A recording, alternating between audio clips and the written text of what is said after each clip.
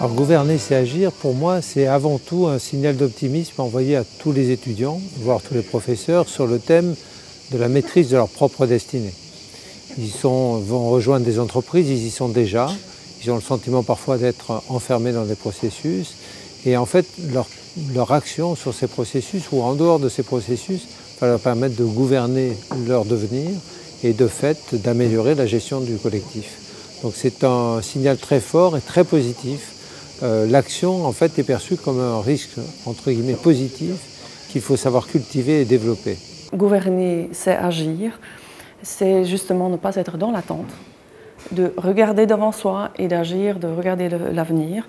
Le message que je voudrais passer aux étudiants, qui pour moi est primordial, c'est d'oser, oser rêver, oser faire autre chose que les autres, aussi test, fail and learn. Pour moi, ça c'est vraiment la conclusion, si vous voulez. C'est pas grave d'échouer. Ce qui est grave, c'est de se coucher et ne pas se relever. Donc il faut le faire, il faut se relever, il faut aller en avant et être optimiste, et ça marche bien. Gouverner, c'est agir 2017. On a vu tout ce que l'on met et ce que l'on essaye avec beaucoup d'humilité de mettre en œuvre au sein de l'IGS-RH et au sein du groupe IGS plus globalement.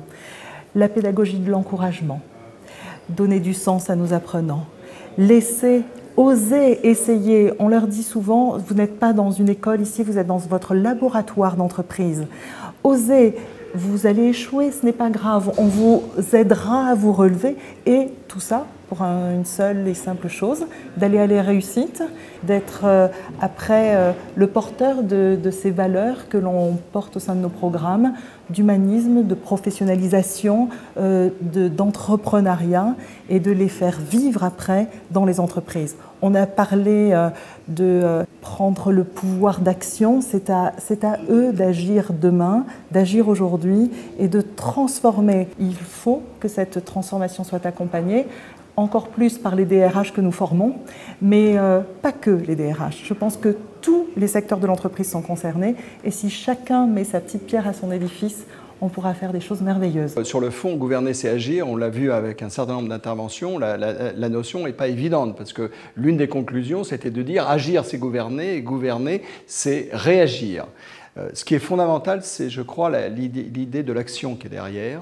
Et ce qui me semble être très important lorsqu'on est en situation pédagogique, c'est de permettre aux apprenants réellement d'être des acteurs de leur propre formation. Et ce qui me frappe aujourd'hui, c'est qu'avec les possibilités offertes par le digital, on a des situations pédagogiques qui donnent aux apprenants de nouveau la main sur l'apprentissage de certaines compétences, y compris des soft skills. Et il y a une tendance assez lourde en matière de pédagogie, c'est l'utilisation du gaming, de ce qu'on appelle ou de la simulation, des outils qui permettent aux apprenants d'être véritablement leurs propres décideurs, de décider et d'agir donc. Alors par rapport aux professeurs, cette situation d'apprenant beaucoup plus acteur est beaucoup plus compliquée parce que traditionnellement, le professeur est quelqu'un qui a la connaissance, le savoir, ce qui est très gênant aujourd'hui avec évidemment la révolution digitale, et d'ailleurs Michel Serres le dit dans l'ouvrage La petite poussette, c'est que les apprenants en savent quelquefois plus que le professeur. Alors ça veut dire que le professeur doit jouer un autre rôle, et ce rôle, c'est plutôt effectivement un rôle un petit peu de mise en perspective de la connaissance que les apprenants ont déjà, parce qu'il suffit de googliser un sujet. Je pense d'ailleurs si on avait googlisé gouverner, c'est agir, on aurait déjà trouvé des tas de définitions.